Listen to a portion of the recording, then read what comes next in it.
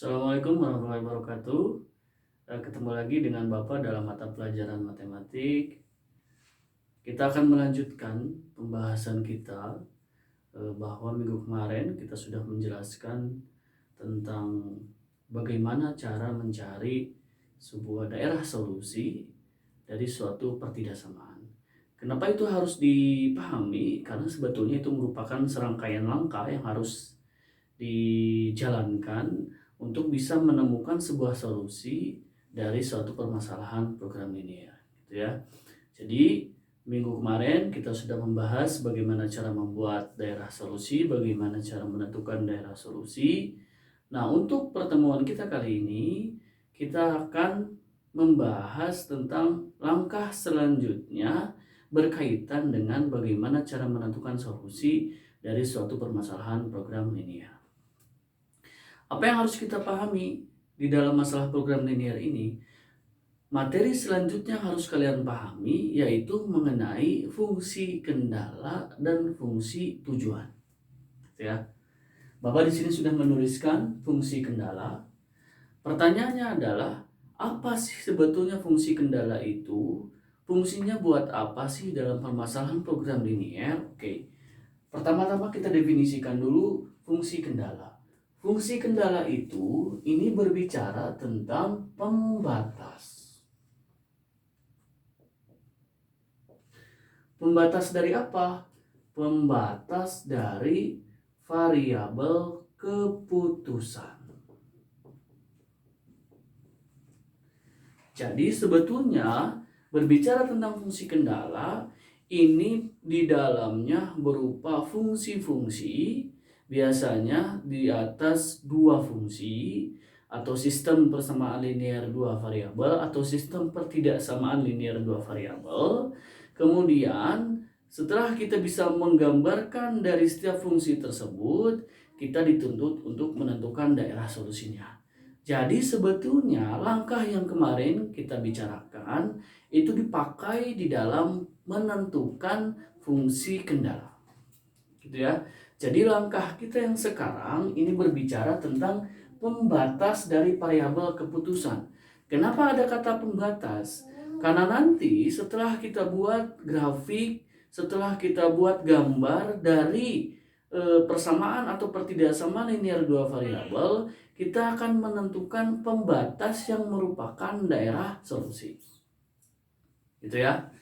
Kemudian ada istilah yang kedua yang harus kita pahami, yaitu tentang fungsi tujuan. Jadi di samping ada fungsi kendala, ada juga yang namanya fungsi tujuan. Fungsi tujuan itu apa? Ini fungsi yang menggambarkan sebuah target.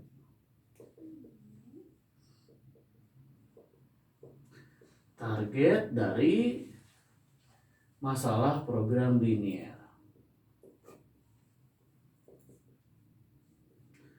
Seperti yang kita tahu bahwa program linear ini berbicara tentang bagaimana cara kita menentukan suatu barang sehingga kita bisa memperoleh keuntungan yang maksimal atau keuntungan yang minimal. Nah, untuk memperoleh keuntungan yang maksimal, untuk memperoleh keuntungan yang minimal, atau pendapatan maksimal atau pendapatan minimal, fungsi yang kita gunakan adalah fungsi tujuan. Gitu ya.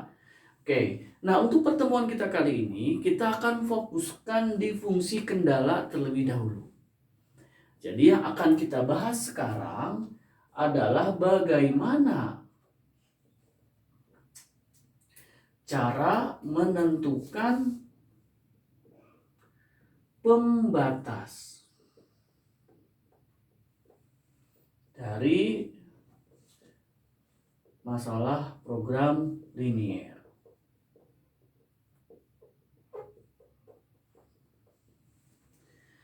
Oke, pembatas di sini ini berbicara bagaimana cara kita menentukan daerah solusi. Gitu ya. Kita ambil contoh biar lebih jelas lagi. Seperti yang kita tahu, berbicara tentang fungsi kendala ini melibatkan lebih dari dua pertidaksamaan linear dua variabel. Jadi bisa 2/3 samaan, bisa 3/3 samaan, bisa 4/3 samaan. Nah, dari 4/3 samaan ini kita tentukan daerah solusinya. Oke, kita ambil contoh. Misalkan kita punya fungsi kendala diketahui fungsi kendala sebagai berikut. Fungsi kendala yang pertama misalkan 9x ditambah 6y kurang dari atau sama dengan 54. Kemudian kita punya 12x plus 3y kurang dari atau sama dengan 36. Kita juga punya x lebih dari atau sama dengan 0, y lebih dari atau sama dengan 0. Gitu ya. Perintahnya apa? Nah, ini disebut dengan fungsi kendala. Perintahnya misalkan tentukan daerah solusinya. Itu perintahnya. Ya. Bagaimana caranya? Caranya adalah kita gunakan langkah yang sudah pernah kita gunakan sebelumnya pada minggu kemarin. Jadi kita cari dulu daerah solusi dari ini, kita cari daerah solusi dari ini, kita cari daerah solusi dari ini, kita cari daerah solusi dari ini. Jadi ini melibatkan 4/3 samaan linear. Nah, untuk lebih memudahkan, minggu kemarin bahwa kita sudah pernah membahas untuk menentukan daerah solusi, kita simbolkan dengan daerah yang diarsir. Jadi kemarin kan seperti itu catatannya. Daerah solusi itu daerah yang diarsir. Sedangkan daerah yang tidak diarsir itu disebut dengan daerah tolakan. Nah, untuk permasalahan ini, untuk lebih memudahkan, kita gunakan kebalikannya. Jadi saya tambahkan catatan di sini. Daerah solusi itu daerah yang tidak diarsir. Jadi kita balikan dengan yang minggu kemarin.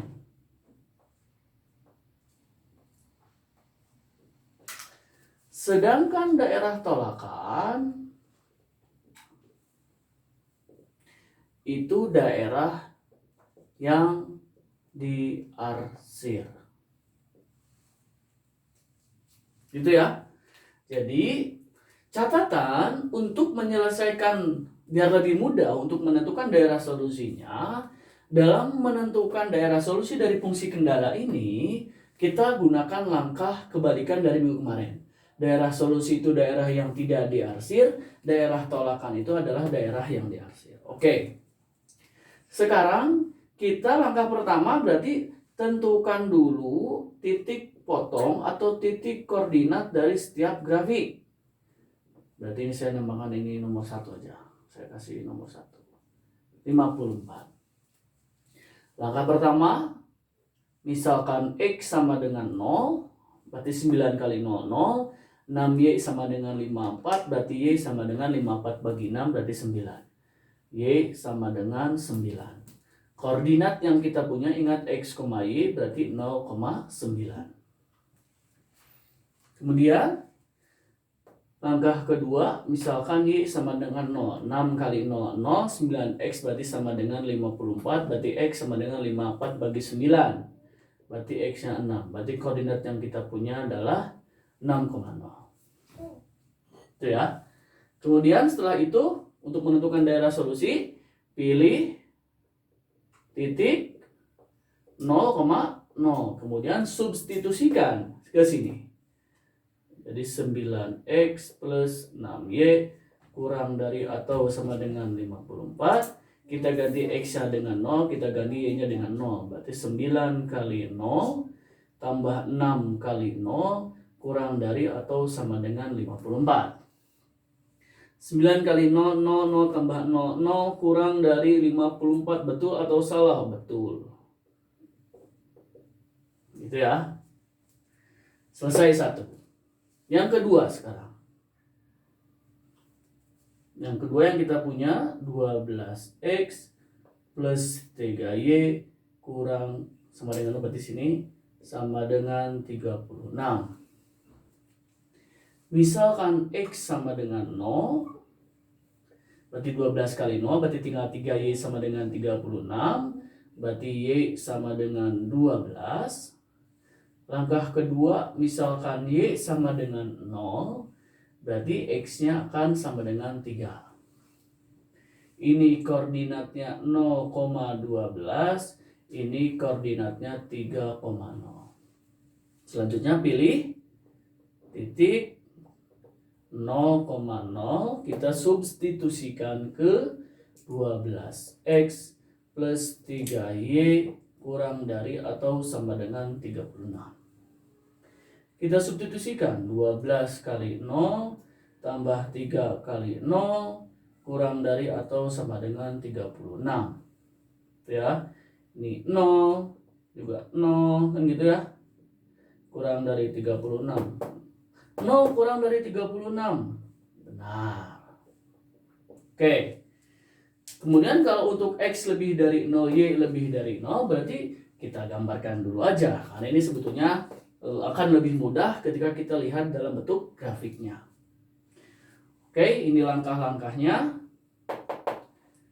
Kalau kita buat grafiknya, berarti harus ada yang dihapus. Kalau saya buat grafik, ini saya hapus.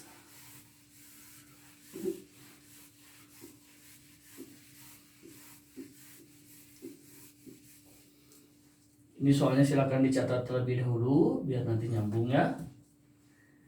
Ini juga saya hapus sekarang.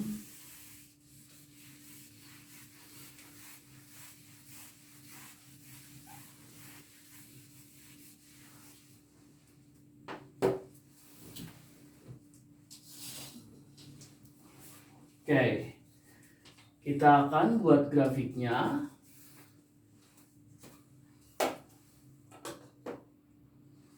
Kita buat koordinat kartesius.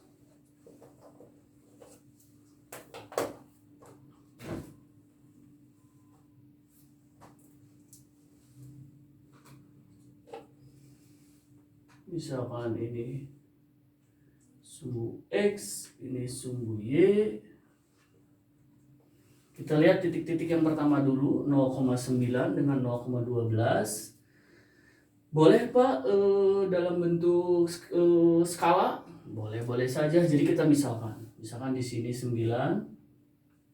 Misalkan berarti ini titik untuk 0,9. 6,0 berarti ke sini. Misalkan saya tulis di sini.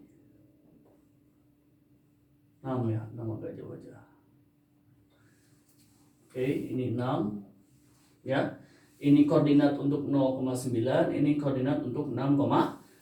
Oke, setelah itu kita tarik garis.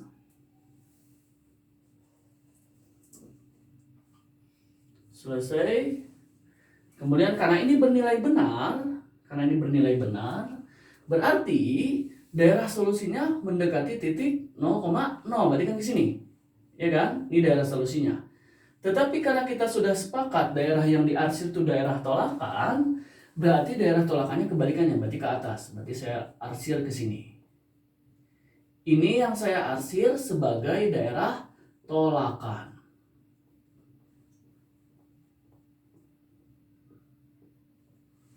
Oke.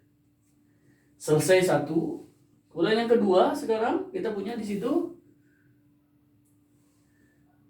0,12 berarti di atas 0,9 misalkan di sini. Ini 12. 3,0 berarti sebelah kiri angka 6, berarti misalkan saya tulis ini. Berarti ini. Ini untuk 0,12, ini untuk 3,0. Saya tarik garis.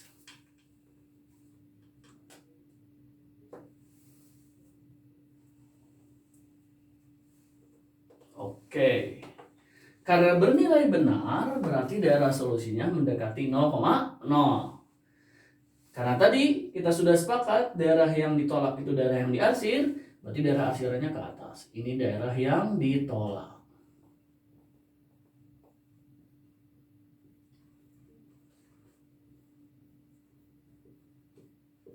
Oke, boleh saya perpanjang arsirannya ya.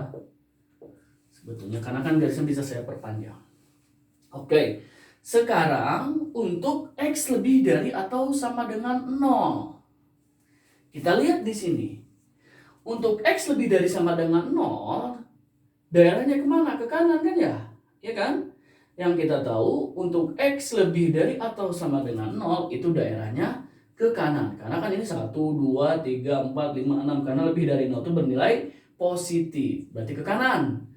Berarti daerah tolakannya kemana? Ke kiri. Oh, berarti kalau kayak gitu saya arsir ke kiri. Ini sebagai daerah tolakan.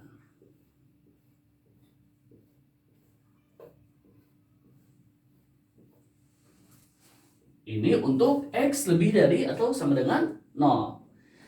Yang terakhir, untuk Y lebih dari atau sama dengan 0, kita tahu dalam diagram kartesius, Y lebih dari 0 itu ke atas. 1, 2, 3, 4, 5, 6, dan seterusnya.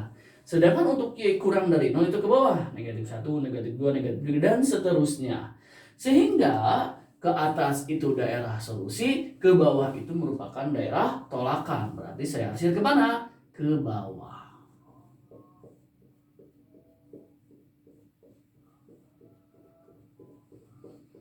Oke. Selesai, kita gambarkan. Berarti Pak, daerah solusinya mana? Berarti kita sepakat tadi, daerah solusi merupakan daerah yang tidak terkena arsiran. Mana yang tidak terkena arsiran? Ini daerah yang tidak terkena arsiran. Pak, ini tidak terkena arsir, ini kan bisa saya perpanjang arsirannya sebetulnya. Pak, kok ini nggak kena arsir, kan bisa saya perpanjang arsirannya.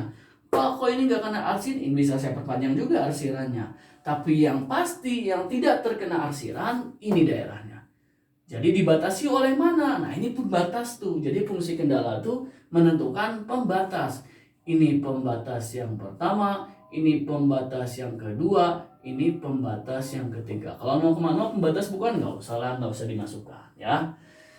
Berarti ini nih daerah segini nih, ini yang disebut dengan daerah solusi. Jadi kita sudah mengetahui dari fungsi kendala yang tadi yang ada 4 pertidaksamaan, ini merupakan daerah solusinya. Ini merupakan daerah solusinya. Silakan dipahami, kemudian dicatat di buku catatannya masing-masing.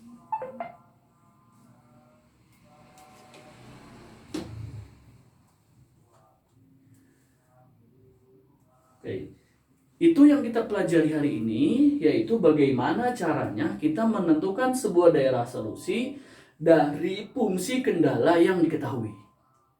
Jadi langkahnya kita gunakan langkah yang minggu kemarin kita lakukan, tapi catatan di sini daerah solusi itu daerah yang tidak diarsir, sedangkan daerah tolakan itu daerah yang diarsir. Sehingga nanti di akhir akan ketahuan, akan kelihatan daerah yang tidak terkena arsir itu merupakan daerah solusi.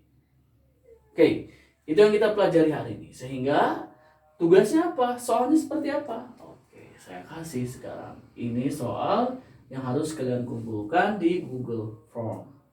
Perintahnya yaitu tentukan daerah solusinya.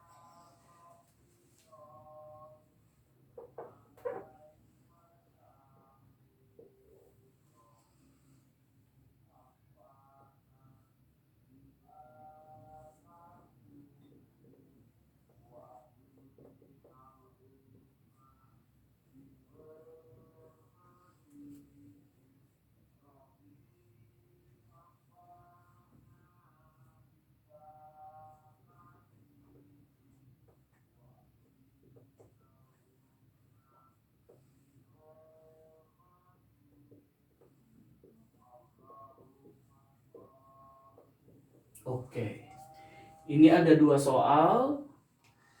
Silahkan kalian cari daerah solusinya dengan langkah-langkah yang sudah Bapak jelaskan sebelumnya.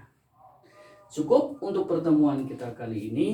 Jangan lupa like dan subscribe YouTube-nya Bapak biar subscribernya lebih banyak ya. Sekian dari Bapak. Assalamualaikum warahmatullahi wabarakatuh.